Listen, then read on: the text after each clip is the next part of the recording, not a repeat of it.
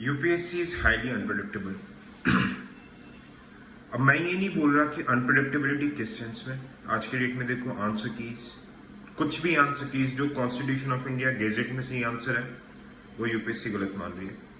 Prelims में हमने 2024 के आंसर कीज में there was so much lacunas. Even 25 के रिजल्ट में भी वी ऑल नो क्या चीजें हो रही है, how the things are happening. So सवाल ये उठता है, इज इट वर्थ कि हम 3, 4, 5, 6 साल यूपीएससी की प्रिपरेशन के लिए दें। देखो, मैं I am saying to you as an elder brother because I have given 5 to 6 years in this preparation, but मैंने वो प्रिपरेशन सोल नहीं दिया था। When in 2017 I gave my first attempt, I reached till the stage of interview. जब interview में नहीं हुआ, I really felt bad.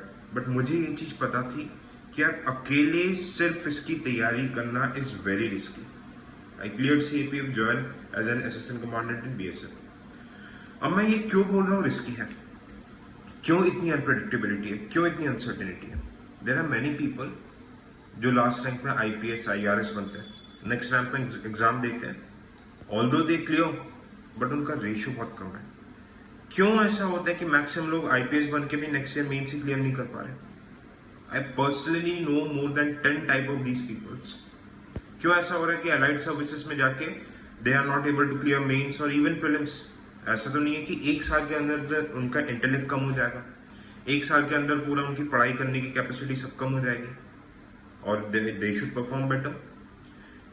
Actually इसमें उनकी गलती है ही नहीं। I'll honestly tell you.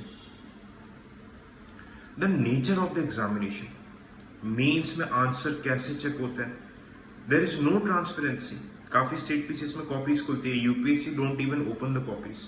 Who is checking, कौन चेक कर रहा है, क्या पैरामीटर्स पे चेक कर रहा है, नो ट्रांसपेरेंसी, नथिंग। और यूपीएससी पहले it was said to be unpredictable because of its toughness level, but अभी 24 से समवट कहीं ना कहीं क्वालिटी एंड अनसर्टेनिटी बहुत ज्यादा हुई है। आंसर कीज के केस में देख लो, ये 25 के रिजल्ट के केस में देख लो, तो कहीं ना कहीं कुछ ना कुछ अनसर्टेनिटी और ज्यादा बढ़ गई है।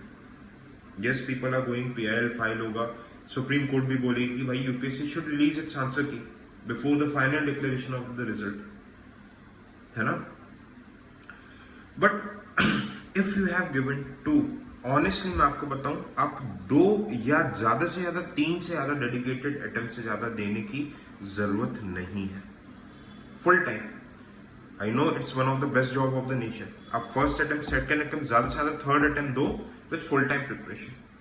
अगर आप थर्ड या फिर थर्ड से ज्यादा attempt, fourth, fifth attempt in सब में जा रहे हो, इफ यू आर टेकिंग, बिल्कुल जाइए, government has given the opportunity, देना चाहिए, but do not do it full time.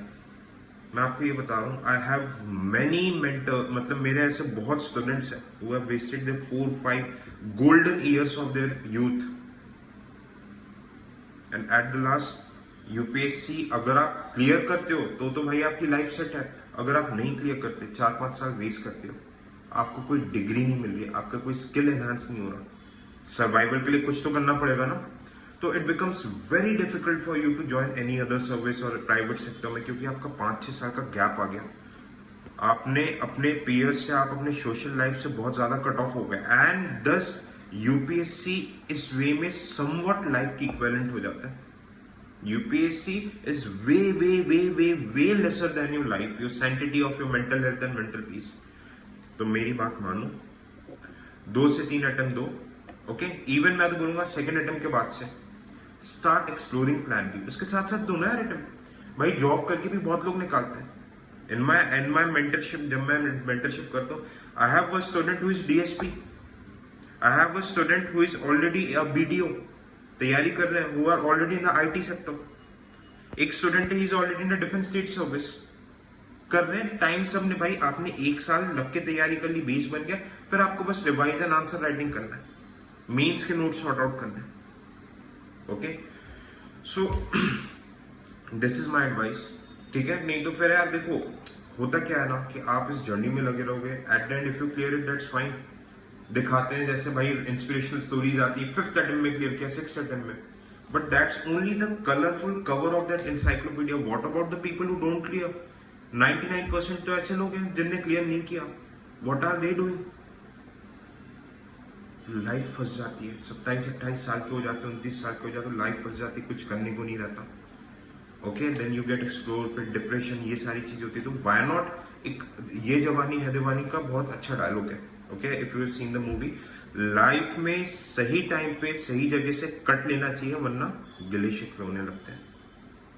Okay, तो यस, गेट अ जॉब, इधर सीजीएल दे दो, ओके, इधर अपना स्टेट पीसेस दे दो, इधर get a job in private sector. In today's world there are lot of opportunities, even better opportunities than IAS. मैं ये बोल रहा हूँ, although I train for IAS. बहुत लोग मुझे बोलेंगे यार तू क्या कैसी बातें कर रहा है भाई, हमें तो आईएएस की कोचिंग चलानी है, कोर्स बेचना अपने। नहीं,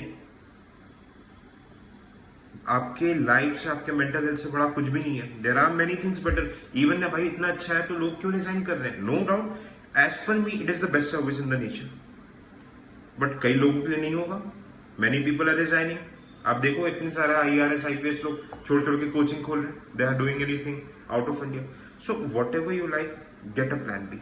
this is high time, specially जिनने 2 से 3 साल डेडिकेट कर दिए, साथ साथ करो। मैं हूं ना आपके साथ प्रिपरेशन में, I am there with you.